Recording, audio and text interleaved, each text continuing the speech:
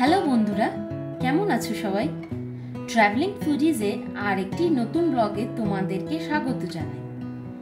আজ আমার মা বাবার অ্যানিভার্সারি, তাই ভাবলাম সবাই মিলে বোলপুরে মিট করে সেলিব্রেট করি। সেই জন্য আমরা সকাল সকাল রেডি হয়ে টোটোতে করে স্টেশনে চলে গেলাম। আমাদের ট্রেন ছিল সকাল 9:17 কবিগুরু এক্সপ্রেস। রামপুরহাট স্টেশনটা তারাপীঠ মন্দিরের আদলে তৈরি করা হয়েছে। তোমরা যারা রামপুরহাট এসেছো, তোমাদের কেমন লেগেছে কমেন্ট সেকশনে জানিও। স্টেশনে অনেকক্ষণ অপেক্ষা করার পর ট্রেন এলো, তারপর আমরা ট্রেনে চেপে পড়লাম।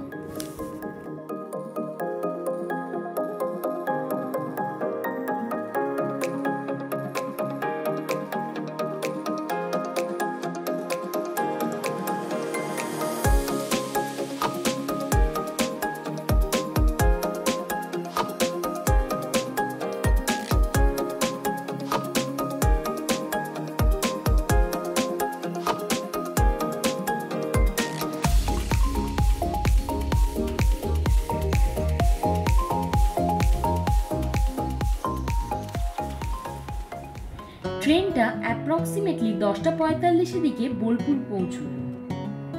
আমাদের ট্রেনটা 2 নম্বর প্ল্যাটফর্মে দিয়েছিল।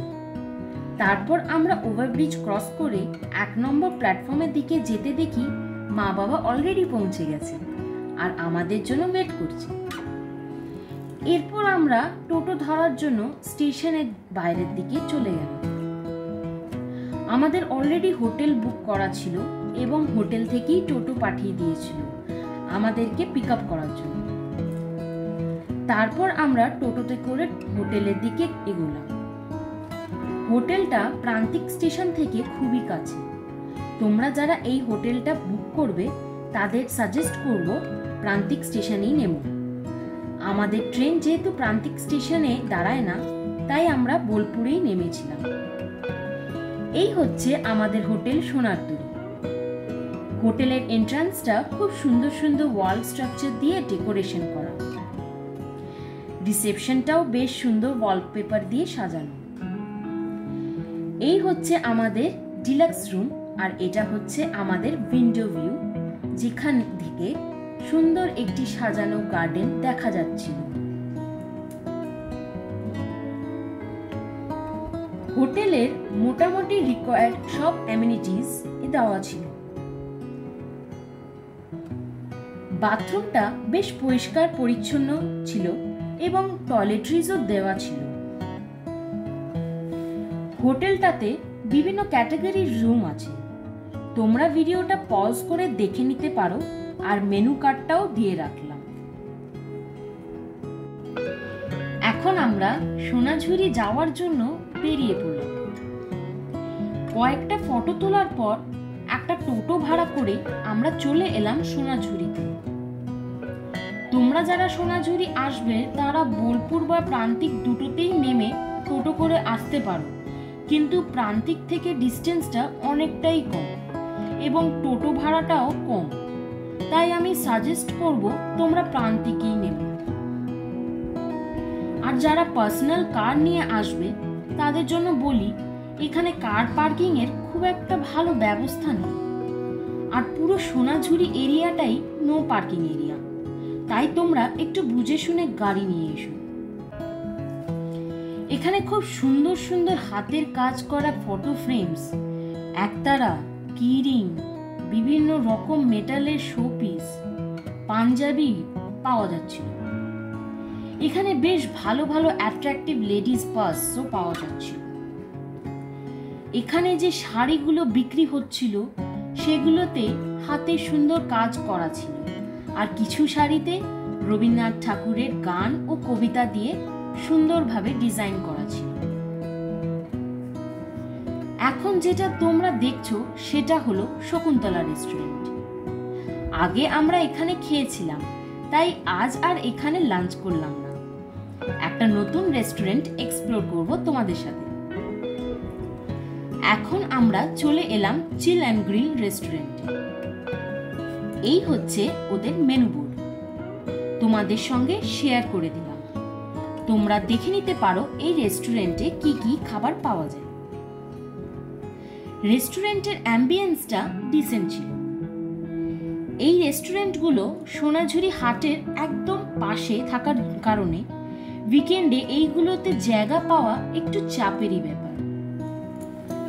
কিছুক্ষণ ওয়েট করার পর আমাদের লাঞ্চটা দিয়ে গেল। আমরা অর্ডার করেছিলাম ভেজ থালি, পাবদা মাছ আর পমফ্রেট মাছ। ভেজ থালি আর পাবদা মাছটা ঠিকঠাকই ছিল খেতে, তবে পমফ্রেট মাছটা খুব একটা ভালো লাগেনি। তোমরা যারা এখান থেকে খাবে তারা ভেজ থালি ট্রাই করতে পারো, তবে মাছগুলো আমি সাজেস্ট করব না, মনে হয় না তোমাদের খুব একটা ভালো লাগবে। ও আচ্ছা, তোমাদেরকে একটা কথা বলতে ভুলে গেছিলাম, ভেজ থালিটা কিন্তু আনলিমিটেড ছিল। খাওয়া দাওয়ার পর আমরা দোকানপাট একটু ঘুরে দেখছিলাম, তখনই দেখি সামনে বাউল গান হচ্ছে।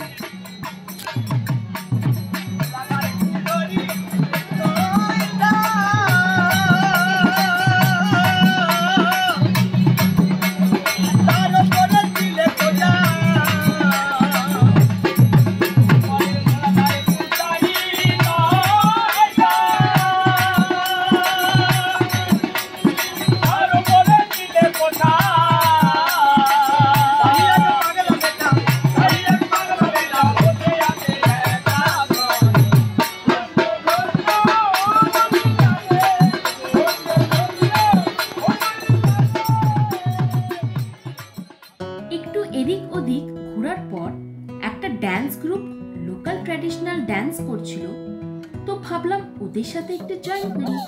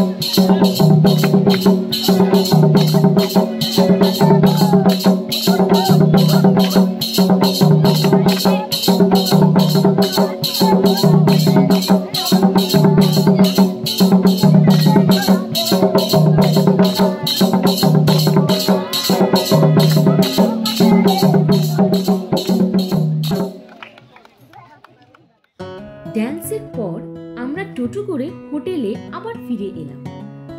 একটু রেস্ট নেওয়ার পর হোটেলে চাটা খেয়ে ডিনারের জন্য রেস্টুরেন্টে গেলাম। রেস্টুরেন্টে আমরা ছাড়া আর সেরকম কাউকে দেখতে পেলাম না, যদিও বা আমাদের যেতে একটু লেট হয়েছিল। তবে রেস্টুরেন্টটা বেশ সাজানো গোছানো ছিল। ডিনারের জন্য আমরা অর্ডার করেছিলাম রুটি, মিক্সড ভেজ, মাটন কষা আর আলু পোস্ত। খাওয়া দাওয়ার পর একটু হাঁটাহাঁটির জন্য হোটেলের বাইরে গিয়েছিলাম। রাস্তাঘাট শুনশান থাকার জন্য ভাবলাম হোটেলেই ফিরে যাই। পরের দিন সকালবেলায় আমরা টোটো করে বেরিয়ে পড়েছিলাম কোপাই নদী দেখতে। এখন এখানে খুব একটা জল নেই, বর্ষাকাল এলে আশা করি নদীতে কিছুটা জল দেখতে পাওয়া যাবে।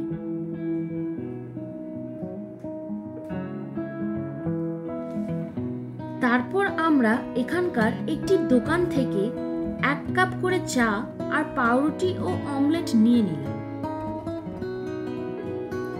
তারপর হোটেলে ফিরে হোটেলের গার্ডেনটা একটু এক্সপ্লোর করলাম। তোমরা দেখতেই পাচ্ছ যে এখানে একটা খুব সুন্দর বসার জায়গা বানানো আছে, যেখানে ফ্যামিলিকে নিয়ে সকালে চা খেতে খেতে সময় কাটাতে পারবে। এবার বাড়ি ফেরার পালা, তাই আমরা টোটো করে চলে এলাম প্রান্তিক স্টেশনে। কিছুক্ষণ অপেক্ষা করার পর দেখি ট্রেন ঢুকছে। ট্রেনে উঠে ঝালমুড়ি না খেলেই নয়, তাই আমরা ঝালমুড়ি কিনে খেতে খেতে বাড়ি চলে এলাম। আজকের মতন এই পর্যন্তই। দেখা হচ্ছে আবার একটি নতুন ব্লগে। ভিডিওটা ভালো লাগলে লাইক শেয়ার করে দিও, পেজটা ফলো করো আর চ্যানেলটা সাবস্ক্রাইব করে দিও।